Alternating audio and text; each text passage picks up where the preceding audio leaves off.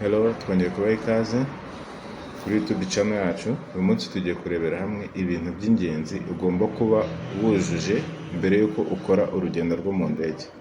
Urugendo rwo mu ndege ni urugendo benshi muri twebwe tujya gukora twishimiye kandi twari tumaze igihe kinini twifuza kurukora. Ariko urwo rugendo ntabwo ari urugendo rworoshye kuko hari ibintu by'ibanze ugomba kuba wujuje mbere yuko rukora. Bimwe muri ibyo bintu, icya mbere ni passport. Ugomba kuba ufite pasiporo byibuza isigaje igihe cy'amezi 6 kugira ngo irangire, kuko iyo ufite pasiporo iri munsi y'amezi 6 ntabwo bajya bagutereramo viza cyangwa babona viza. Icya kabiri ni ukuba ufite viza.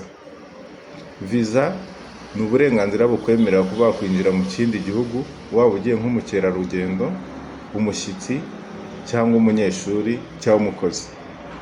Iyo viza iyo utayifite byibuze ugomba kuba ufite promesse. Promesse ni nk'icyizere kiba ni urupapuro rwerekana yuko nugera bazaguha viza. Iyo udafite kimwe muri ibyo ntabwo ubasha kuba wakora urwo rugendo. Icya gatatu ni ukuba ufite inkingo zemerera buri muntu wese ushaka kwinjira muri icyo gihugu kuba yaza